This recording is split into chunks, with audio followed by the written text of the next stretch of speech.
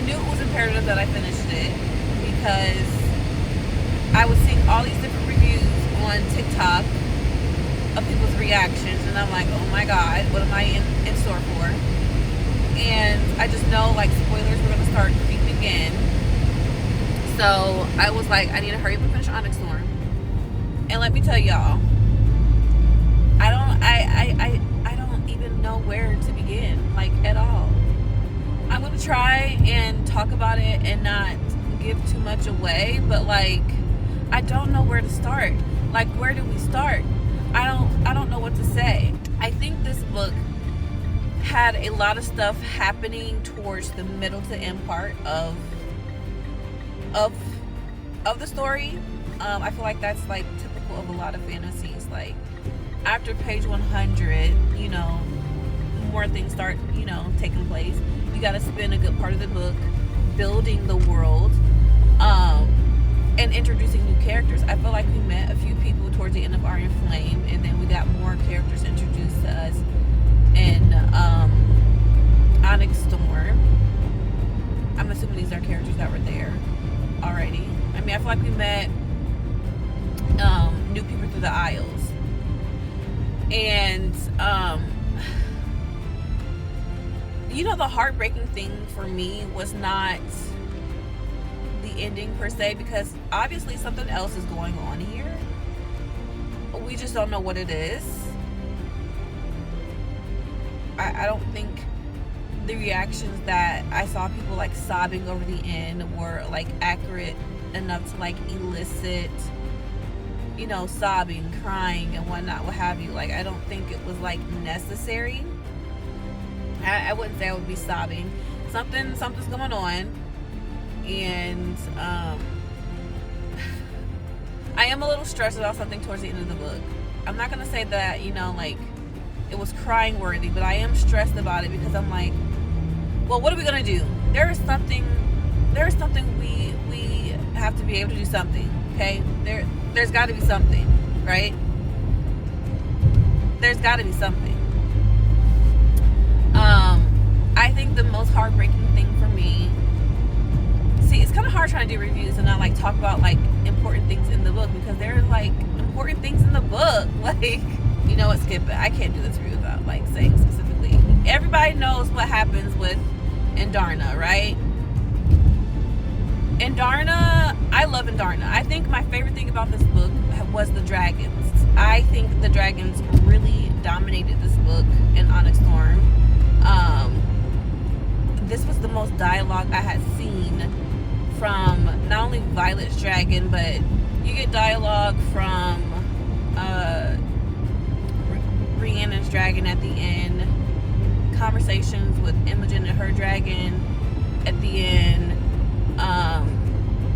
There's just so many different things going on. But I feel like the dragons really were prevalent in this one. We're searching for Indarna's kind, the Irrits. First of all, the Irrits were irritating. Like, what did y'all want her to do? Y'all left her over 100 years ago. And you thought this would be a test to see if they had achieved true peace. Meanwhile, y'all can disappear. It is no point in wanting peace if you're the only one who want it. So of course they had to defend themselves. Like, what do you expect? She was raised by dragons that were not her own. At this point, to be quite honest, it's like, you know what? Just fire up the War Stone and go. Go ahead and go. See, the problem is we keep firing up War Stones, and we got venom and things out here feeding off the magic and breaking through. Like, what do you want? What do you want them to do? Peace is a fallacy if you're the only one who gets to live in it. Like, these freaking Irrits were irritating, and all the other Isles who were like, you gotta pass my tests, and doing all these dumb crazy things, and like, we would never part ourselves, blah, blah, blah. We wouldn't be a part of this, and we don't want to be a part of your war. We're not a part, da da da. We've been doing fine. It's like, what makes you think that these people, these things, are not gonna come for you and your Isle next once they take over Navarre? Did I miss that part? Like, what in the world? Like, what makes you think they're not going to come for you? They will. They will.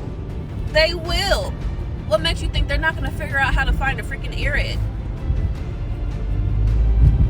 They can sense magic as well. Like, I don't understand. And for y'all to sit here and act all pompous and like y'all too good and whatnot, please, please save it, because they're gonna come for you. It don't matter if your isle has magic or not. They like killing. They just like it as well. I don't understand that part. But it's gonna come a time where they're gonna be like, please, we need to seek refuge in Tyrandor. Oh, you need to seek refuge in Tyrandor. What happened? Remember when I came to your isle like several months ago and you said no? Same energy. I hope all your books in your precious library can keep you safe. Hopefully that works. I hope your little monochromatic skin color and your little fancy desserts can, really give a 1-2 punch to them. I hope it works, because my door to Tyrandor is closed. I can't help you. But apart from that, one of the things that I think a favorite moment of mine in the book was, I feel like there was quite a few, but the one that sticks to my mind, like to the forefront right now, is the scene where they're on like some beach of some sort, and Riddick stays behind with Violet, and she hears Riddick yelling at his dragon like, oh, like, I can't believe it, these are my only boots. And his dragon is just like, yep, they're in a freaking prank war. Like, I'm like, of course it's Riddick's dragon. Like, of course. Like, how do you get a clown of a dragon to be like pranking you? You're pranking each other, and you guys are like keeping score. Like, and then Riddick comes walking over and he's just laughing, and it's just like, what? I can't. It is the funniest thing to me. But I don't know. I think that was one of the, like, a different side of a dragon that you typically only see them as like kind of like fierce and foreboding and like a force to be reckoned with. But we don't get to see those, like, moments where they're more than just that. Like, they have a sense of humor. Like, we kind of have it with Taryn, but it's kind of like, it's Taryn. So, but it's not like a giggity haha. I mean, we get that with Indarna. We get her little snarkiness because she's literally a teenager, a teenage dragon, and it's funny. But I will say, the point in which I started to get very frustrated and angry at Indarna was when they finally found the Onyx by happenstance, because it's sad. Oh well, it's sad. I hate that, I don't like that he's gone. I was happy that he was finally there, because like finally Kat can start to move on from flipping Xaden, because everybody thinks Xaden holds gold in his armpits. I don't really know.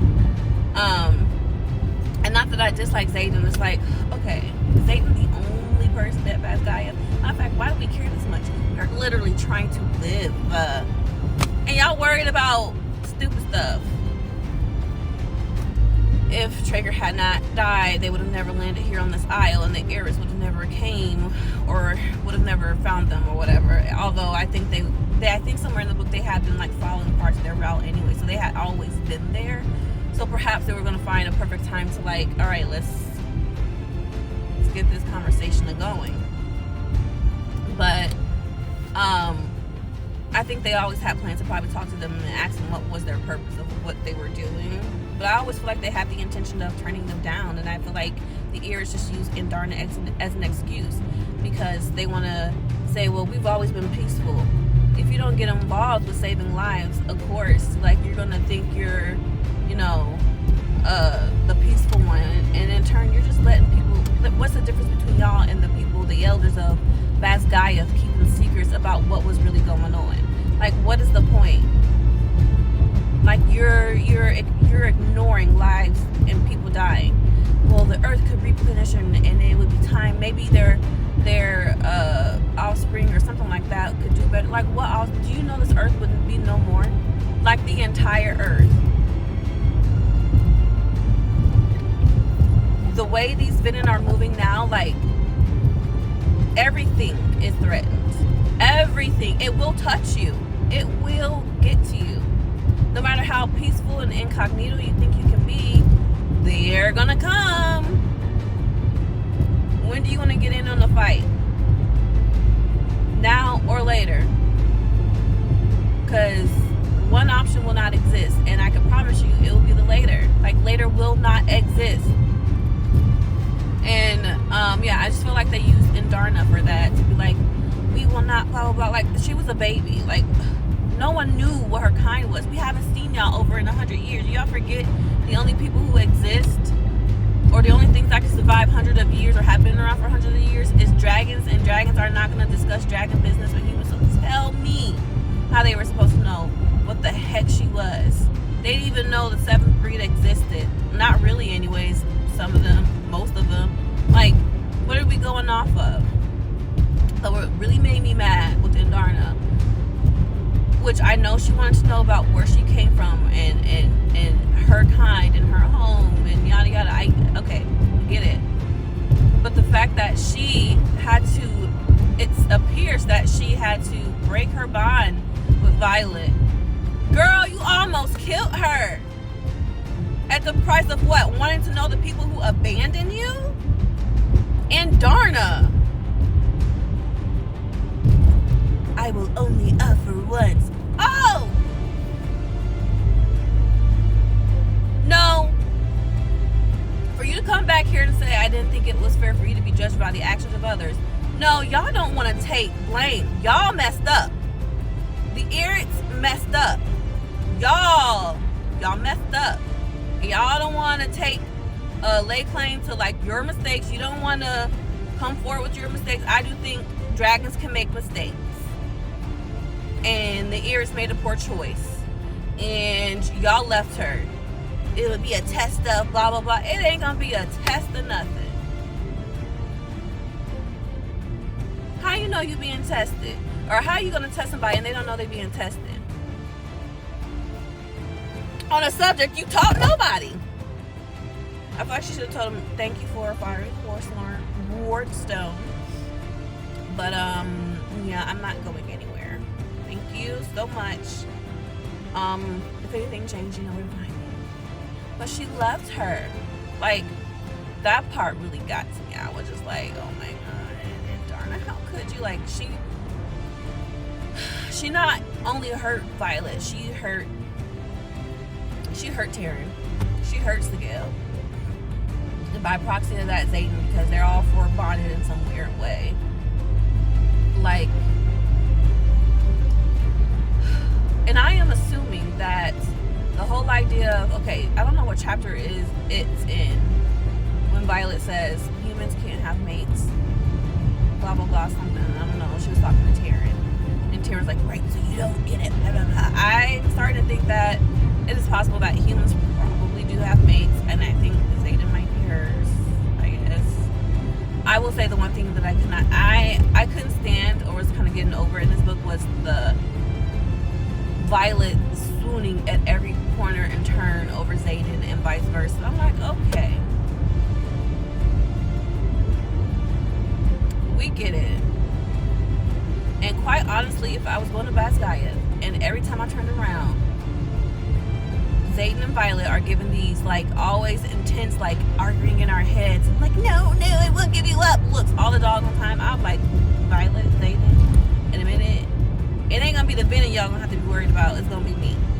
If y'all don't pull it together, because we need to come up with a battle plan, I'm gonna lose it. I am going to lose it. We really don't have time for this. Like, do you know we have 30 minutes? Yes, 30 minutes, bye. Come on. I do agree with, so when Riddick basically, by happenstance, not happenstance, but I feel like the ear probably did it on purpose, when they, like, connected to each other's minds to have a conversation about what was going on and what do they want and why they weren't gonna come ill, and peace, love, and happiness, but for me and my kind only. That's when I was was like, oh no, oh crap, because Riddick was linked with their mind. And basically, Riddick finds out that Xaden is turning venom. He's mad because he's like really violent, like you kept another secret, which I get it. I keep saying it appears to be turning venom because I don't think he's like the rest of them. That's what I have to hold fast to, and I have my own theory about that as to why.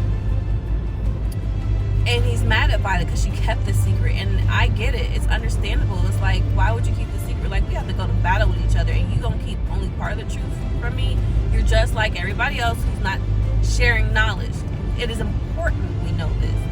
So if there is a possible reason, like Xaden pops off or a trigger, like so we can help slow this progression, like we need to know this.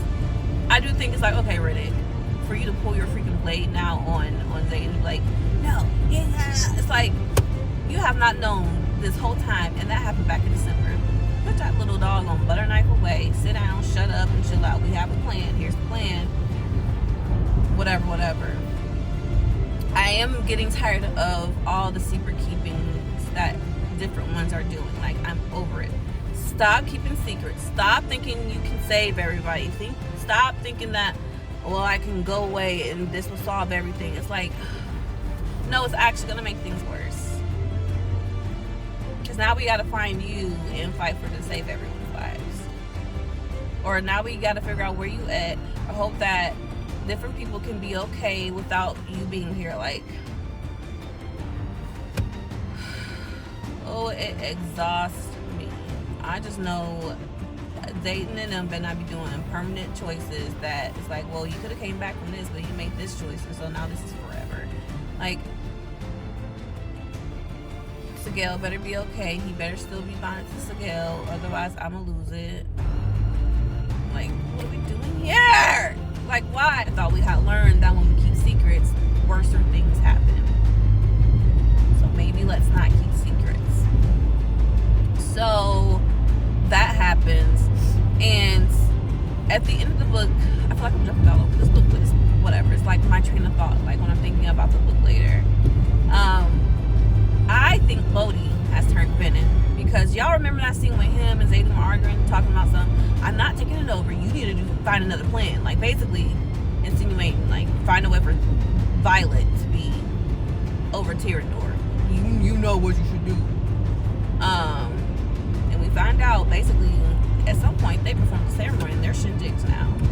They're together now. Like, for real. And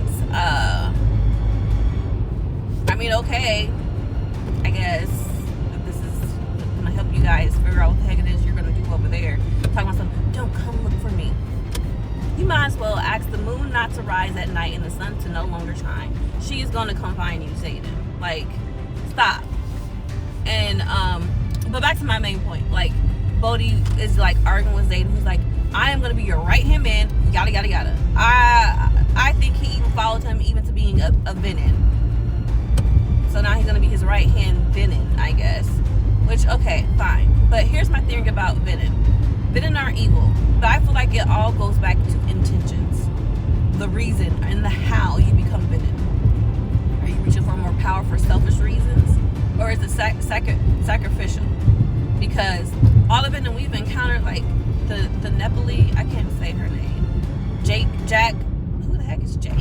Jack, Barlow, and the rest of them, they're selfish. They like the feel of power, the thrill, and that's their anchor of just wanting to be like gods. But that's not Xaden's anchor, and that's not his reason or his how he became a venom. And the same for Bodhi. They're trying to save lives, and I think the intention in which, you know, where in the pendulum you swing, I feel like it's very important. And I don't want to say type of venom, but the way in which you became a venom and how your handlingness of it all goes. So I think you still have to be careful. I hope there is a way to reverse it, but I do think that the intentionality and the how and the whys and the circumstances of how we got here is important. What else? Yeah, so the ending. I don't think it was like sob worthy to be crying. The confusion, I get it. We are so, and I feel like it's obviously on purpose. I guess I hope it's on purpose, or I'm very stupid. I don't know. There are gaps. There are holes. We are missing multiple parts of the story. Can we also? Garrick is a what is it called? A something walker. He can walk through space and time. That is cool. Now insert the Annalise Keating clip right here where she's like walking. She, you know, everybody associate that with being tired. Garrick is just walking all over this continent, and I found it hilarious.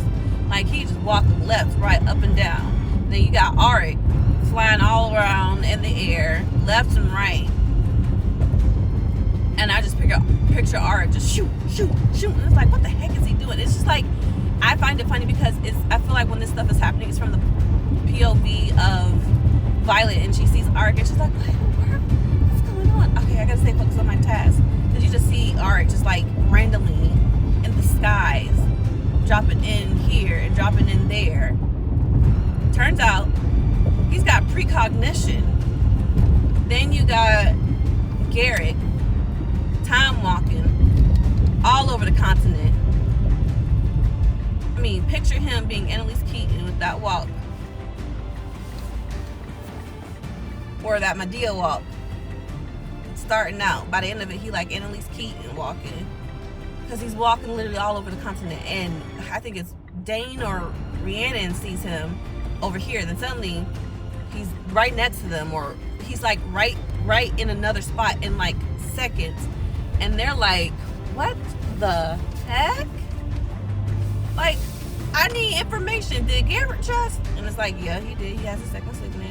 I think it's time to go ahead and let other people know that there are other people with second signet, because like I said, everybody needs to know everything. Working with part information, maybe our battle plans would be better if everyone knew everything about each other. I don't know. That's just what I think. But long story short, I am on Goodreads. I'll leave my Goodreads below. I could not write a full review because my brain is like still soaking. I probably go back in and write a better review, but what I have is I what kind of there at the bottom, because I'm still at a loss for words. I rated it a 4.5 out of 5 stars. I need to know what happens next. I do think this book was just, it is setting us up for more, and I feel like things are really about to go down. Oh, Mira? That girl, I don't feel like she probably, I feel like they brought her back from the dead, and I'm gonna leave that at that. But yeah, this book is setting us up for something else, and we gotta hang tight, we gotta hold fast. Maybe, and also too, here's my guess, maybe the cure for venom lies with the venom. Like, if anyone knows, it's the venom, and they're not gonna tell you because they want to ride around saying we have no weakness, we're like gods. There's got to be a cure, or something to reverse or something, and the only way to find this out is if, I don't know, you're up close enough to study them, or you're on that other side and you turn coat by chance. Which I don't know how that would happen. So, what are your favorite moments from the book? What are your favorite moments from the book? What did you like? What did you did not like? I feel like I need to do a part 2 of this because there's so much I want to say, but this video would be like an hour long, and we're not going to do that. All right, guys. If I think of anything else, though, on my lunch or on my way home, I'm going to come back and say it. But for right now, I got to get inside.